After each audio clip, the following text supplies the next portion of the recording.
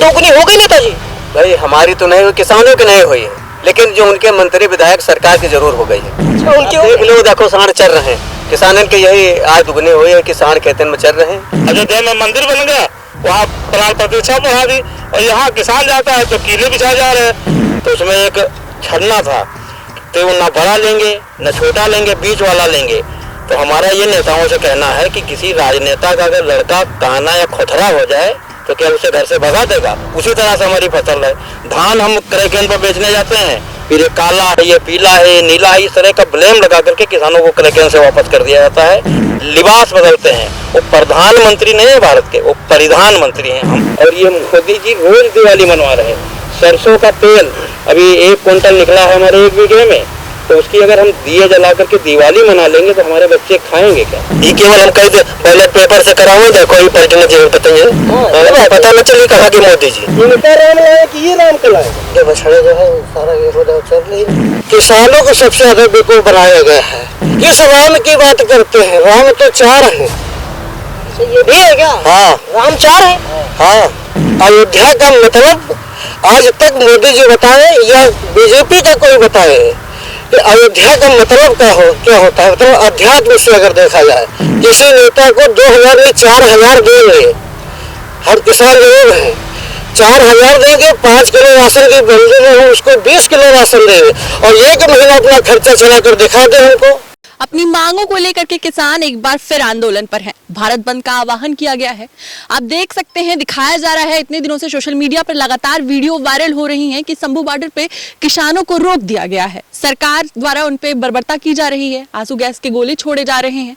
ये देश के वही किसान हैं जिन्हें अन्नदाता कहा जाता है, लेकिन इन्हीं किसानों के साथ ये सारी चीजें हो रही हैं, इस तरह की बर्बरता हो रही है। देश में लोकसभा चुनाव भी नजदीक है। ऐसे में कांग्रेस की तरफ से ये दावा किया जा रहा है, राहुल गांधी ये बोल रहे हैं कि अगर हमारी सरकार बनती है तो जो किसानों की मांग है एमएसपी पर कानून लाने की, उन सारी मांगों को राहुल गांधी पूरा करेंगे। लेकिन बीजेपी की बात करें तो अभी तक प्रधानमंत्री जो कि बोलते हैं कि किसानों के लिए हमने बहुत कुछ किया है, खुशहाल किसान है, लेकिन अभी तक वो वहां पे पहुंचे ही नहीं है। फिलहाल हमारे साथ हमारे सहयोगी मौजूद हैं, श्रवण, उनसे बात करूंगी, पूछूंगी कि उनका इन सारी चीजों पे क्या कुछ कहना है। श्रवण, क्या कुछ कहना चाहेंगे? सर, लगातार किसानों को रोका जा रहा है, उन पे इस तरह की बर्बरता की जा रही है, अन्नदाता कहते हैं हम किसान को, और उन्हीं किसानों के साथ ये सब हो रहा है। आप क्या प्रतिक्रिया देंगे? देखिए अंजलि जी, एक बात तो साफ है कि अगर किसानों के ऊपर आतंकवादियों जैसा बर्ताव किया जा रहा है तो निंदनीय है। ये मेरा पर्सनल आप मान लीजिए कि वक्तव्य है।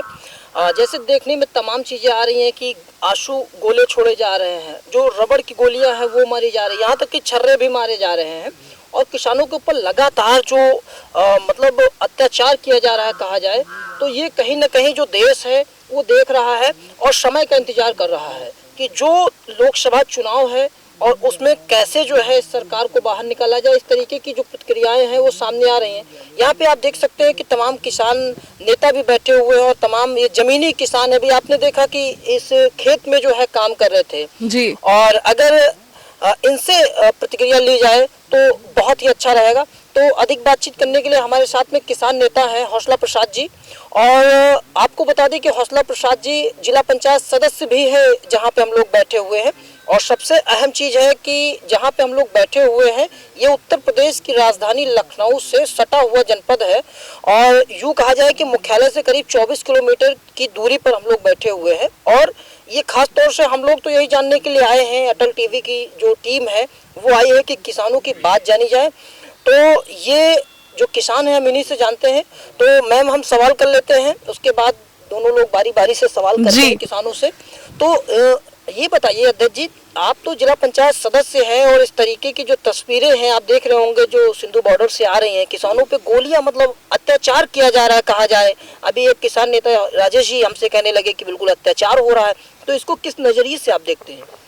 देखिए, जो हमारे 2021-22 में जो किसान आंदोलन हुआ था उसमें 3 कृषि कानून वापस हो गए थे। शेष जो 9 हमारे बिंदु थे, तो इनके सचिव संजय अग्रवाल 9 दिसंबर 2022 को एक पत्र उन्होंने लिख कर दिया था आश्वासन को, तब आंदोलन खत्म हुआ था। उसमें हमारी पहली मांग थी, पहला जो बिंदु था एमएसपी गारंटी कानून, जिसको लेकर के ये पंजाब के किसान, हरियाणा के किसान, ये उन्हीं मांगों को लेकर के भाई कि आपने लिखित दिया था और आप उसको पूरा करिए, तो उनको रोक दिया गया। और किसानों के ऊपर ये आरोप लगाया जा रहा है कि हम दिल्ली जाम किए हैं। हम तो भाई दिल्ली जा रहे हैं, आप बोल्डर लगा करके, कीले ठोक करके, बैरिकेडिंग लगा करके, जैसे फेंसिंग पाकिस्तान के बॉर्डर पर है भारत और पाकिस्तान को, उस तरह का व्यवहार ये किसानों के साथ हो रहा है। तो इसको लेकर के पूरा किसान आंदोलित है, आक्रोशित है। अच्छा, लेकिन अगर देखा जाए तो जो राकेश टिकैत जी हैं वो बड़े किसान नेताओं में से हैं, लेकिन अभी तक वो बॉर्डर पे नहीं पहुंचे हैं। आज शायद उनके निवास स्थान पे एक बैठक भी है, तो उस बैठक में क्या निष्कर्ष निकलता है बड़ी बात है, लेकिन उनको पहुंचना चाहिए और कुछ ना कुछ तो प्रतिक्रिया देना ही चाहिए। नहीं, पिछली बार भी हमारे पंजाब और हरियाणा के किसानों ने शुरुआत की थी, बाद में जब वो हमारे यूपी बॉर्डर पहुंचे तो पहुंचा गया था। आज हमारी सिसौली, जो हमारा भारतीय किसान यूनियन का मुख्यालय है, वहाँ हमारी राष्ट्रीय कार्य समिति की बैठक चल रही है। वहाँ से जरूर ऐलान होगा, क्योंकि सरकार ने कल वार्ता की तारीख तिथि तय कर रखी है। कल इतवार है, कल उन्होंने चौथे राउंड की वार्ता की बात कर रखी है। तो आज हमारी वहाँ रणनीति बन रही, जो भी निर्देश होगा वहाँ से जैसे कॉल होती है तो हम लोग पहुँचेंगे, दिल्ली गाजीपुर बॉर्डर पहुँचेंगे। जी, मैं ये जानना चाहूंगी कि इस बार केवल पंजाब के ही किसान वहाँ क्यों गए हैं, यूपी से अभी तक किसान वहाँ नहीं गए क्यों? क्योंकि पिछली जो आंदोलन था, पिछली बार के आंदोलन में सारी जगह के किसान शामिल हुए थे, लेकिन इस आंदोलन में सिर्फ पंजाब से ही किसान गए हैं और फिर उन्हीं किसानों के साथ इस तरह की बर्बरता हो रही है सरकार द्वारा। क्या कुछ कहेंगे? नहीं, ऐसा नहीं है। पिछली बार भी 26 नवंबर को संविधान दिवस के दिन शुरुआत हुई थी। गाजीपुर, दिल्ली गाजीपुर बॉर्डर, सिंघू बॉर्डर, टिकरी बॉर्डर पर पंजाब और हरियाणा के किसान पहुंचे थे। तब जब वहाँ सरकार ने जब रोका किसानों को, बैरिकेड लगाए, तब यूपी के किसान गए थे। हमें तो ये विश्वास रहता है दिल्ली सबकी है, वो हमारे किसानों को जाने देंगे, हम अपनी बात वहाँ कहेंगे, लोकतंत्र है। लेकिन जब सरकार जबरदस्ती करती है तब हम लोग जाते हैं। तो यूपी हमारी उसी क्रम में आज बैठक हो रही थी सिसौली में, और जैसे वहाँ राकेश टिकैत जी की कॉल होगी तो हम लोग पहुँचेंगे। जी श्रवण जी बिल्कुल, यहाँ पे अगर हम एक तस्वीर दिखाना चाह रहे हैं कि ये देखिए कि बिल्कुल ज़मीनी किसान है और आप देखिए खेतों में काम कर रहे थे। तो यहाँ पर हम इन लोगों से भी बात करते हैं। भाई साहब, क्या नाम है आपका? इंद्रजीत वर्मा। अच्छा वर्मा जी, आप किसान नेता हैं कि किसान हैं? नहीं, हम तो किसान ही हैं। अच्छा, ये बताइए कि आप तस्वीरें को देख रहे हैं, नहीं देख रहे सोशल मीडिया पे? देख रहे हैं, जो हो रहा है वो इसे बहुत ही निंदनीय है। हम किसानों के लिए बहुत ही हानिकारक है। ये आगे चलकर हमारे ही साथ नहीं बल्कि सरकार के साथ भी हानि पहुंचा सकती है सरकार को। अच्छा, यानी सरकार अपने आप को हानि पहुंचा सकती है? बिल्कुल पहुंचा सकती है। अगर किसानों का जो आंदोलन चल रहा है उसको नहीं मान रहे हैं, उसकी मांगे नहीं रख रहे हैं, तो कहीं ना कहीं से उसको छत पहुंचेगी, पक्का है। क्यों छत पहुंचेगी राजेश जी? बिल्कुल बिल्कुल पहुंचेगी। जो धान है और गेहूं की लेबी चालू होती है, 2 महीना जिसे वो 23 रुपए में खरीदा जा रहा है, और उसके बाद वो 17 रुपए में खरीदा जा रहा है। 40 रुपए में आटा बिक रहा है, और तो 17 वाले के भी 40 होते हैं, इसलिए 40। तो हम कहते एक ही रेट में खरीदा जाए। अच्छा, यानी नाइंसाफी हो रही है, सरकार गंभीर नहीं ले। अच्छा, एक चीज बताइए कि अंजलि जी, बहुत इंपॉर्टेंट सवाल है कि जो सरकार है मौके की, चाहे केंद्र की सरकार हो या राज्य की सरकार हो, ये बयान हमने सुना है और हमने देखा भी है कि कहते थे कि जो किसान है उनकी आय जो है वो दोगुनी हो जाएगी हमारी सरकार में। तो हम किसानों से ही जानते हैं, आय दोगुनी हो गई नेताजी? भाई हमारी तो नहीं हुई, किसानों की नहीं हुई है, लेकिन जो उनके मंत्री विधायक सरकार की जरूर हो गई है। अच्छा, उनकी आप देख लो, देखो साढ़ चल रहे हैं, किसानन के यही आय दुगनी हुई है, किसान खेतन में चल रहे हैं। और रात दिन किसान आप देख लीजिए, बैरिकेडिंग भी लगाए के बाद भी चल रहे हैं। तो हम किसानों की तो नहीं आय दुगनी हुई, लेकिन सरकार की जरूर दुगनी हो गई। ये बिल्कुल। आप तो गन्ना किसान है ना? हाँ भाई, गन्ना किसान है, लेकिन पर्ची नहीं आ रही। गन्ना का रेट नहीं बढ़ा, और 450 बताए थे, तो हाँ 320 रुपए किलो बढ़ा रहे। और चुनावी मुद्दा ना होता तो 20 वो भी नहीं बढ़ाते। अच्छा, यानी हाँ, वादा तो हुआ था कि 440-50 में गन्ना खरीदा जाएगा, तो अभी खरीद नहीं हो रही? 320 रुपए बढ़ाए, 350 था, 20 बढ़ाए अब किलो बार बस। तो यानी 370 हो गया। 370 हो गया। 440 और 450 वाली बात कहाँ गई? वो वादे करते हैं, केवल चुनाव आता है तो 10-20 पैसे बढ़ा के बस काम निकाल लेते। फिर वैसे किसान तो वैसे पेरा जा रहा, किसान को कोई मतलब थोड़ा है। बस अयोध्या में मंदिर बन गया, वहाँ प्राण प्रतिष्ठा बढ़ा दी, और यहाँ किसान जाता है तो कीले बिछाए जा रहे हैं। लोग मंदिर में घंटा बजाने के लिए हम लोग बचे हैं, केवल तो घंटा बजाएंगे केवल। यानी जो किसान है उनके ऊपर गोलियां बरसेंगे, और जो भक्त है हाँ, उनके ऊपर मंदिर में उनके ऊपर फूल बरसाया जा रहे हैं, जो देगा कि बस किसान यही करने को बचा है केवल, बाकी कोई मतलब नहीं किसान का। क्योंकि जब दिल्ली जाना है तो वहाँ कीले बिछाए जा रहे हैं, बॉर्डर पे रोका जा रहा है, गोलियां चल रही हैं। और यहाँ 1 महीना पहले 22 जनवरी को प्रतीक्षा की जाए कि जो हम लोग अयोध्या जाए। और जो किसान जब अपनी बात कहने जाता है तो वहाँ बॉर्डर रोका गया है। तो इस तरीके की बातें सामने आ रही हैं। अच्छा, एक अभी हम जब यहाँ पे आए हैं तो हौसला प्रसाद जी, आप कह रहे थे कि जो आलू की पैदावार है वो सही तरीके से स्टोरों में जगह नहीं मिल पा रही है, इसके अलावा आलू जो है सड़े निकल रहे हैं, क्या कहना चाहेंगे? देखिए, हमारा एमएसपी की जो मांग है, जैसे आलू हमारी फसल में लागत बहुत लगती है, हमारी फसलों में लागत लगती है, C2+50 का जो फार्मूला है, जैसे किसान का कि उसकी मजदूरी और उसकी ज़मीन का किराया जोड़ दिया जाए, उस हिसाब से अगर हमारा एमएसपी निर्धारित किया जाए तभी किसान का भला होगा। आलू की फसल हमारी आप देख रहे हैं कि इसका 50% आलू सड़ा हुआ निकला है। केला सामने लगा है, केले की भी हालत आप देख रहे हैं। तो पूरा सरसों में भी 1 कुंटल निकला है एक बीघे में। 1 कुंटल अगर हम 5,000 का बेचेंगे तो उसमें 10,000 हमारी लागत लगी है। तो ये मतलब हाल है आलू का भी। आलू और सारी पर आलू का भंडारण की भी बात है। आलू में ये समस्या है कि उसकी ग्रेडिंग जिस तरह से करते हैं, अब आलू हमारे खेत में से पैदा हुआ है। जब पिछले साल सरकार ने वो खोला था क्रय केंद्र आलू का, तो उसमें एक छन्ना था, तो वो ना बड़ा लेंगे ना छोटा लेंगे, बीच वाला लेंगे। तो हमारा ये नेताओं से कहना है कि किसी राजनेता का अगर लड़का काना या खोथरा हो जाए तो क्या उसे घर से भगा देगा? उसी तरह से हमारी फसल है। धान हम क्रय केंद्र पर बेचने जाते हैं, फिर ये काला है, ये पीला है, ये नीला है, इस तरह का ब्लेम लगा करके किसानों को क्रय केंद्र से वापस कर दिया जाता है। तो कोई ऐसा मजबूत कानून बन जाए, एमएसपी गारंटी कानून, जिसमें प्राइवेट लोग भी खरीदें हमारा तो उससे नीचे न खरीदें, और सरकार खरीदे तो उससे नीचे न खरीदे, तभी किसान का भला हो सकता है। जी, मैं आपसे एक चीज जानना चाहूंगी। इधर हमारे जो किसान हैं वो प्रदर्शन कर रहे हैं और दूसरी तरफ जो चौधरी जी हैं उनको दिया जा रहा है भारत रत्न, जिससे जयंत चौधरी काफी खुश हैं। तो क्या आप लोग खुश नहीं हैं? नहीं, चौधरी चरण सिंह जी को भारत रत्न मिला है, ये अच्छी बात है, उनको मिलना चाहिए। लेकिन चौधरी चरण सिंह की जो विचारधारा थी कि गांव का, गरीब का, किसान का भला हो, किसान खुशहाल हुए, गांव में से गरीबी जाए, वो नहीं हो रहा है।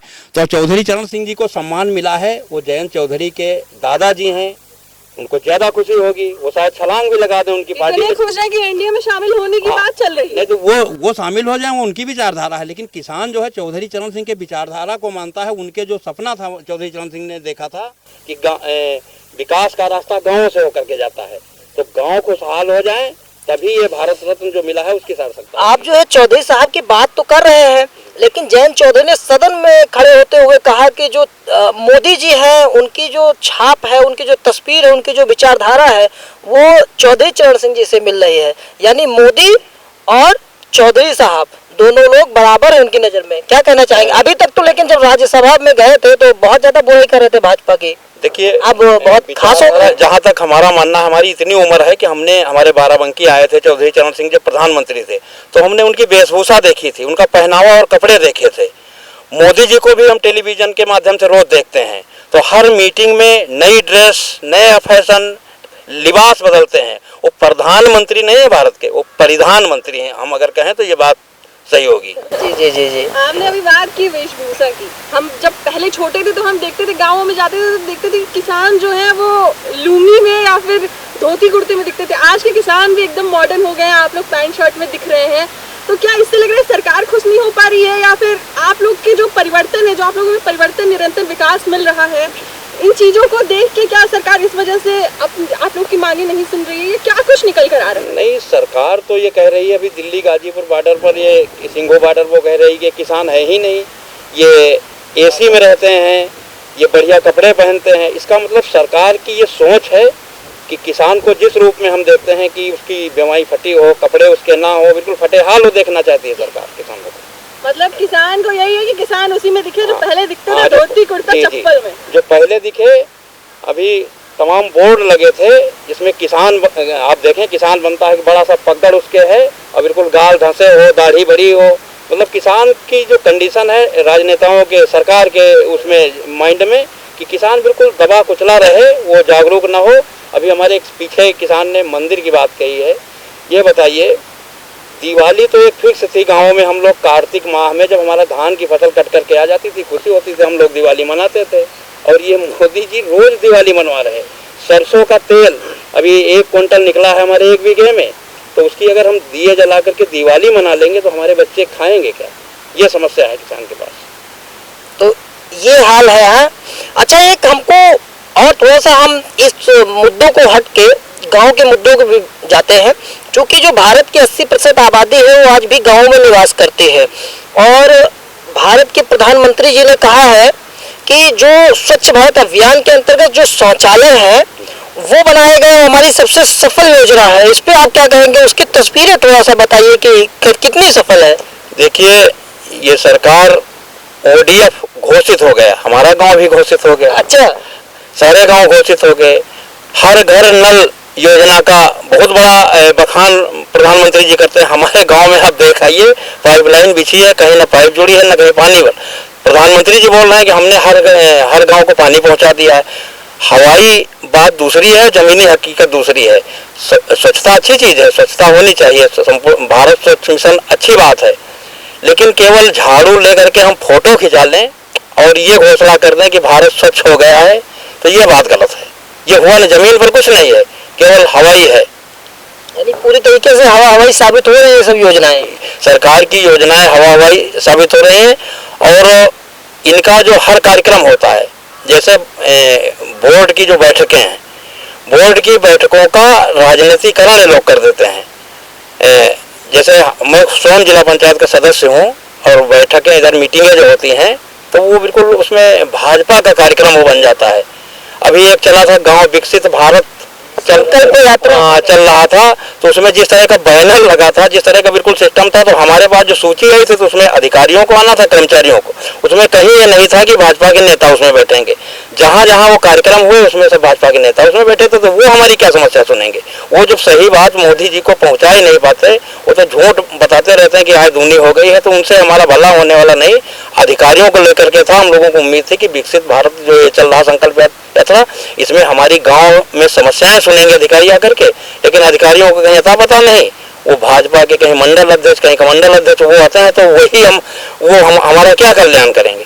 अच्छा, ये बात है। अच्छा, एक चीज बताओ कि जो विकसित भारत संकल्प यात्रा जो भाजपा के द्वारा करी गई, तो हमने कुछ समाज सेवियों से बात की और एक प्रकार से जो अच्छे विश्लेषण देने वाले लोग हैं, राजेश जी, हमने उनसे भी बात किया, तो उन लोगों के द्वारा ये कहा गया कि ये चुनाव की तैयारी है, यानी विकसित भारत संकल्प यात्रा जो है इसके अंतर्गत अधिकारियों से वर्करी करवाया जा रहा है। इसको आप किस नजर से देखते हैं, क्या कहना चाहिए? जो टंकी बन रही है RCC उका खोदे बहा दिए थे, डामर रोड उका खोदे बहा, कोई उका बनवाइयो नहीं। और पानी देखो कब आवे, सरकार में आवे कि जिंदगी भी नहीं बनी रही है। ये केवल हम कह दे बैलेट पेपर से करावे, देखो ये पलटने की जरूरत नहीं है। हाँ, ये मशीन हटावे, मशीन हटा दे तो फिर हाँ ये पलट जी है तुरंत है। हाँ, ये बात पता न चली कहाँ की मोदी जी। जी जी जी जी। तो ये बहुत अच्छी जो है पॉइंट की बात कही है राजेश जी ने, अंजलि जी, कि मतलब बैलेट पेपर से चुनाव कराया जाए। इसको लेकर आप देख रहे होंगे कि जो भानु प्रताप जी हैं, सुप्रीम कोर्ट के अधिवक्ता है, वो तो मोर्चा ही खोल दिए हैं। तो इस पे किसानों की अगर राय आप ले लेती तो सो बेटर रहता और जनता तक बात भी पहुंच जाती। तो आपने अभी बोला, तो क्या लगता है कि अगर ये EVM हटा दी जाए तो भाजपा चली जाएगी? नहीं है, पता नहीं कहाँ चले गए। ऐसा कहाँ है चचा? अरे चले गए, सब यही मशीनें गड़बड़ी है। मशीनें की धांधली है। मशीनें सब धांधली कर रही है। कहाँ है बीजेपी की सत्ता में कोई काम वाम ना भैया? अरे कोई काम नहीं बाबा, कहूँ यहाँ आधार आदमी किसान का लगाओ, कहूँ वही बैंक में आधार लगावा करते। 5 किलो राशन दिए थे, 50 किलो बढ़िया रहा खाद के, अब 45 कर दिन, अब 40 कर दिन। बोले राम मंदिर बनवा दिए, पूरा क्रेडिट ले लिए। हम पंचन के घंटे बचेबे, बाकी हमका कुछ न कर पाएंगे। काय मंदिर से कोनो खुशी ना होते? तो मंदिर भगवान तो हम पहले से आए रहे, वो तो कहा था मोदी जी के हम लाए राम का, ये पैसा हो गया राम का लावा। इनका राम लाए कि ये राम का लाए? भाई घर जैसे पुरान है उसका टूट दिन तो नवा में आदमी मतलब उद्घाटन करी, और वही अब घरों नहीं बन पावा। पहले न पहले चुनाव खातिर 24 में चुनाव है तो जीते खातिर आएंगे हाली की हम मूर्ति रखा दिन। बोला जा रहा है ये कि ये जो सारा किसानों का प्रदर्शन चल रहा है ये केवल चुनाव का माहौल बिगाड़ने के लिए चल रहा है। नहीं, किसान अपन बात रखे जा रहे, मोदी जी से मिले तो कीले बिछा दिए, तो कहूँ लोहा गाड़ दिए, कहूँ रोड गिरा दिए, कहूँ माटी गिरा दिए, इससे कोनो मतलब है?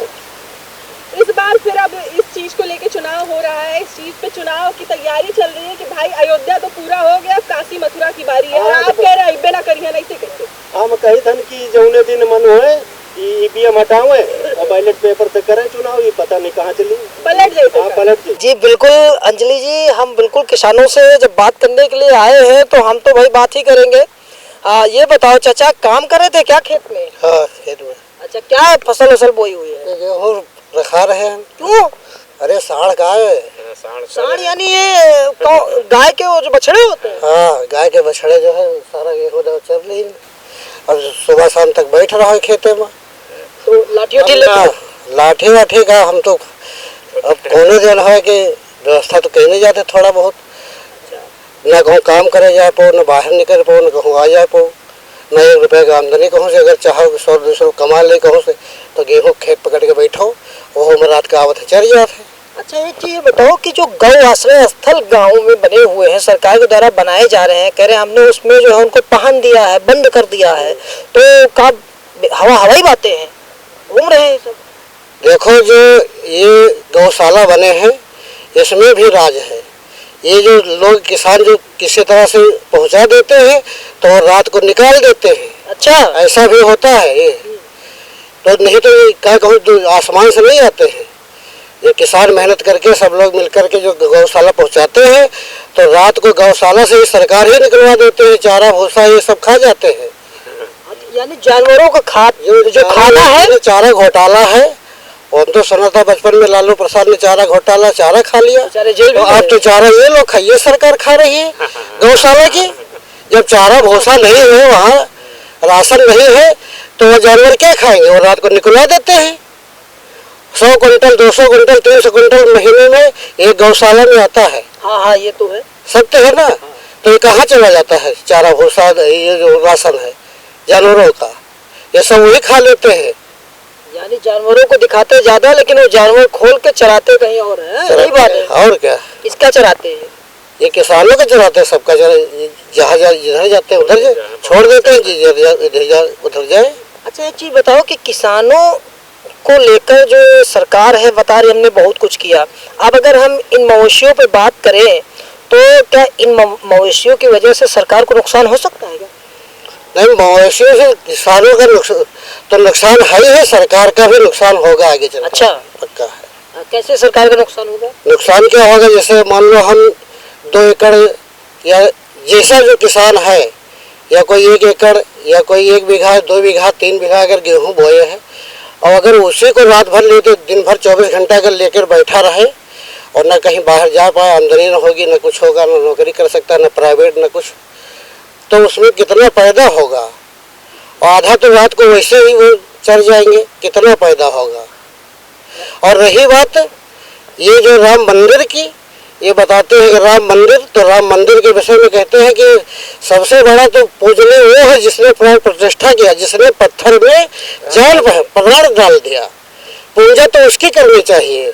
हम राम के विरोधी नहीं हैं, हम कृष्ण के विरोधी नहीं हैं, हम शंकर जी के विरोधी नहीं है, लेकिन ये पत्थर में जो जान पहन दे, जब चाहे जान पहन दे, जब चाहे जान निकाल ले। अच्छा ये क्या तरीका है? मतलब ये बेवकूफ किसानों को सबसे ज्यादा बेवकूफ बनाया गया है। जो भी सरकार आई, एक बार कांग्रेस ने पूरे देश का कर्जा माफ किया था, पूरे देश का कर्जा किसानों का एक बार कांग्रेस ने माफ किया था। आज राहुल गांधी जो बोल रहे हैं कि हमारी सरकार आएगी तो हम किसानों का पूरा कर्जा माफ करेंगे, तो लोग विश्वास तो कर सकते हैं थोड़ा बहुत, इससे कि उनके पूर्वजों ने या उनकी पार्टी ने एक बार किसानों का कर्जा माफ किया, लेकिन इसके पहले तो उन्हीं की सरकार थी, तो तब माफ कर देते। या हम मानते हैं, कोई माने ना माने, लेकिन हम आशा करते हैं कि हो सकता है कांग्रेस ने एक बार माफ किया है, हो सकता है वो माफ कर दे भाई, और किसी ने तो माफ नहीं किया। अच्छा ये बताओ, बीजेपी के ऊपर आपको कम विश्वास है, कांग्रेस के ऊपर ज्यादा है, ये चीज आप कहना चाह रहे हैं क्या? नहीं, ऐसी बात नहीं है। हाँ। ये देखो, कांग्रेस जिसने एक बार आपका सहयोग किया है, मान लो थोड़ी देर तक आप, जैसे हमने आपका सहयोग एक बार किया है, तो आप कुछ तो विश्वास ही करेंगे। अगर किसी ने नहीं किया है तो क्या उस पर विश्वास करेंगे? उस पर तो कतई नहीं होगा। यानी कुछ जगह तो है ही है, हम ये नहीं कहते हैं कि हम किसी के हम पार्टी के नहीं, हम तो किसान हैं, ना पार्टी से है। जो किसान की बात करेगा उसकी सरकार बनेगी, और जो किसान का विरोध करेगा उसकी सरकार तो मालिक जाने बने के। ये राम मंदिर और ये मथुरा काशी ये परमात्मा के दरबार है, ये किसी की बपौते नहीं है, ना तो राम के जो मोदी के जो है बस में है, और ना तो जिसने प्राण में प्राण प्रतिष्ठा वाली बात आई थी, आज प्राण प्रतिष्ठा में प्राण डाल दिया है। अरे राम जीवित है, राम आए, राम पहले कहाँ चले गए थे? राम कहीं गए तो थे नहीं। किस राम की बात करते हैं? राम तो 4 हैं। अच्छा, ये भी है क्या? हाँ, राम 4 है। हाँ, एक राम दशरथ का बेटा, एक राम घटघट में लेटा, एक राम का सकल पसारा, और एक राम सबसे न्यारा। ये कौन सा देखो, आध्यात्म से अगर देखा जाए तो परमात्मा हर जगह मौजूद है, कण-कण में मौजूद है, हर जगह मौजूद है। तब जो प्राण प्रतिष्ठा वाली बात है, तो अगर उनकी सोच तो ये है कि इसमें जान पहन दो, तो जो है कि राम आ गए अयोध्या। अयोध्या का मतलब आज तक मोदी जी बताए या बीजेपी का कोई बताए कि अयोध्या का मतलब क्या होता है? मतलब अध्यात्म से अगर देखा जाए, अयोध्या का मतलब है आए हो तो ध्यान करो, यानी सारा संसार अयोध्या है। अच्छा। परमात्मा के यहाँ से अगर आए हो तो परमात्मा का ध्यान करो, न कि अयोध्या तो एक, जैसे हमारा नाम अगर उत्तम है, आपका नाम श्रवण कुमार है, भैया का नाम गिरजा शंकर है, इनका नाम चंदन है, इस नाम से पुकारा जाता है, पहचान के लिए अयोध्या है, यानी वहाँ जाओ। लेकिन अयोध्या अगर देखा जाए तो पूरा भारत में, पूरा जो है विश्व अयोध्या है। अरे परमात्मा के यहाँ से अगर आए हो तो परमात्मा का ध्यान करो। यानी ये जो बीजेपी वाले हैं सब फर्जी राजनीति कर रहे हैं। फर्जी राजनीति वोट के लिए है सब। अच्छा, सीधी सी बात है। अरे क्या राम बिकाऊ है? क्या राम एक के हैं? राम तो सबके हैं, परमात्मा सबका है। किसानों की दुर्दशा, 2000 रुपया देते हैं 5 किलो राशन में, हम किसी नेता को 2000 नहीं 4000 देंगे।